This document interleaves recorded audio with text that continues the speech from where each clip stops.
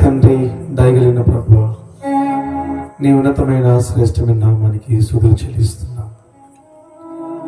ఈ రాత్రి నీ దాసులో నిలబెట్టుకుని చేరువచ్చినటువంటి నీ ప్రజలైన వారందరితో, నాతో మా అందరితో మీరు మాట్లాడినందుకు వందనాలు. చేదైన వేరు ఏది రాకున్నట్లుగా నీ కృపావాక్యమును మాకు అందించేందుకే స్తోత్రాలు చెల్లిస్తున్నాం. యాకోబు వంటి జీవితం మేము కలిగి నీ ద్వారా ప్రేమించబడిన వారమై నీ యొద్ద ఘనత పొందుటకు ఇష్టపడి మీరు మాతో మాట్లాడిన ప్రతి మాట కొరకే స్తోత్రాలు.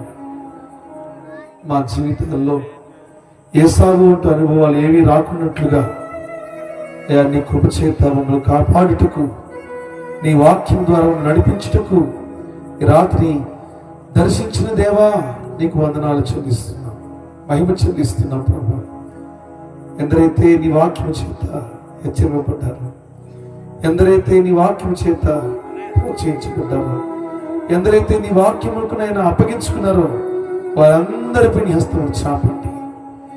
ప్రతి ఒక్కరిని బలపరచండియ్యా.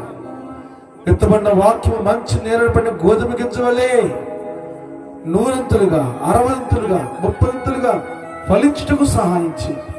పరిశుద్ధాత్మ దేవా, పాపముల గురించి, నీతిని గురించి, రాజ్యముల గురించి ఒప్పింపు చేయు దేవా.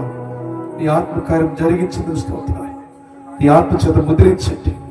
నీ ప్రజలైన వారందరినీ ప్రభు నీ రాకడ కొరకే సిద్ధపరచండి. నీ ఆశీర్వాదాల కొరకే సిద్ధపరచండి.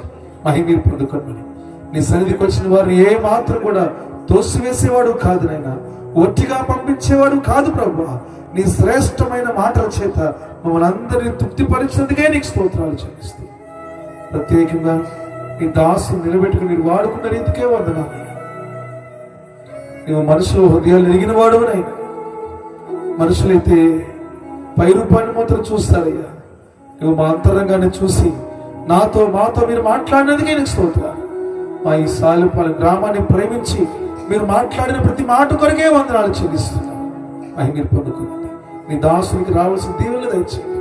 చేరవలసిన ప్రతి ఒక్కరికి ఉన్నాయినా ఆత్మీయంగాను, శారీరకంగాను, మానసికంగా దీవెనలతో నీకు నడిపించమని మహిమ పొందుకోమని యేసు నామములో స్తుతించి ప్రార్థించి వేడుకొనుచున్నాము మా ప్రియ పరలోకపు తండ్రి. ఆమేన్.